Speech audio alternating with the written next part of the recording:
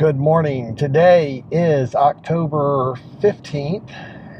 It is a Tuesday morning and I just finished my back workout and I wanted to tell you about it. So what I did was what I consider a low impact shoulder back workout. So what exactly does that mean? When I put my arm over my head up in that position, that really puts a strain on my shoulder. So all the motions that I did, except for one, I'm working in the mid to low range for my back. Right now, I have a lot of width in my back, so a lot of those arm over the head exercises really are more of width exercises. So right now I'm concentrating on using thickness exercises, which are going to be in more of that mid to low range, along with hyperextensions. So the first exercise that I do, and I've been doing this for the past 3 back workouts because of my shoulder, is a seated cable row. And I'll do 2 warm-up sets, with a pause tempo toward, just holding it in the back and just making sure that I am not pulling with my arms, but I'm contracting with my shoulder blades are contracting and my back is doing the work, and I'm not pulling with my arms. So as I said, I do 2 warm-up exercises with that, and then I have 3 working sets. And I use a long bar and a wider grip, and that doesn't bother my shoulder really at all. I'm still not at my top working weight range yet because I'm doing the progressive overload. The second exercise that I did was another rowing exercise, but it's on a Cybex machine, and this time the elbows are held close to your side. So once again, I'm working that mid-back range, and I'm using pause sets. I'm really get a good stretch, and then I pull my shoulder blades together and hold it. And doing these pause sets has really helped bring out the detail in my back, and especially in my rhomboids. I can tell the difference between last year's competition pictures and this year's competition pictures, how my rhomboids have improved. And I believe that is, I know it's from all the pause sets that I've been doing that just really makes a better mind-muscle connection. So by the time I get through with those, that's 7 sets, and it's given my shoulders enough time to warm up.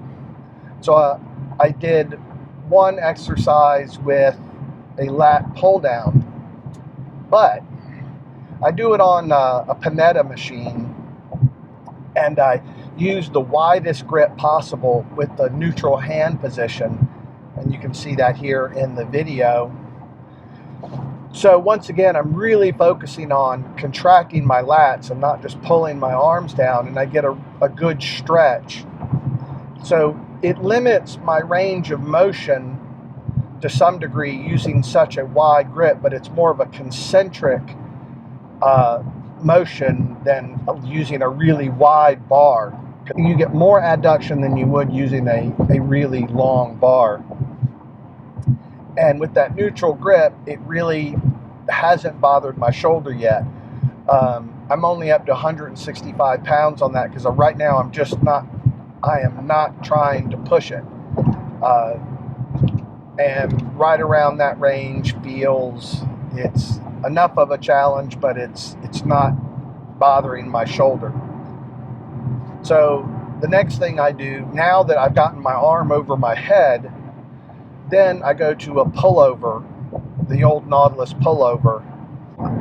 That doesn't really bother my shoulder either, because I'm driving down through my elbows, and I know how to engage my lats to make that exercise work.